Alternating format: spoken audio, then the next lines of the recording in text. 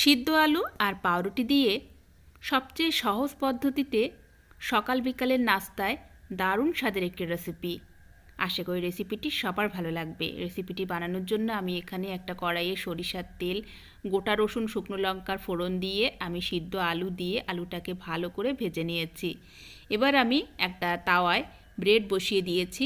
ব্রেডের উপর থেকে আগে থেকে বানিয়ে রাখা সিদ্ধ আলু ভালোভাবে চারিদিকে ছড়িয়ে দিলাম। এরপর উপর থেকে একটু চিজ ছড়িয়ে দিলাম, অরিগ্যানো ছড়িয়ে দিলাম, গোলমরিচের গুঁড়ো। উপর থেকে আরও একটা ব্রেড দিয়ে এপিটোপিট করে এরকম সোনালি কালার করে ভেজে তুলে নিলাম। এরপর গরম গরম পরিবেশনের পালা। আপনারা সকাল বিকালে চায়ের সাথে কিংবা বাচ্চার টিফিনে বানিয়ে দিতে পারেন। আশা করি রেসিপি সবার ভালো লেগেছে। ভালো লাগলে প্লিজ একটি লাইক দিতে ভুলবেন না, শেয়ার করবেন আর সেই সাথে চ্যানেলটিকে অবশ্যই কিন্তু সাবস্ক্রাইব করে রাখবেন। আজকের মতো সবাইকে ধন্যবাদ।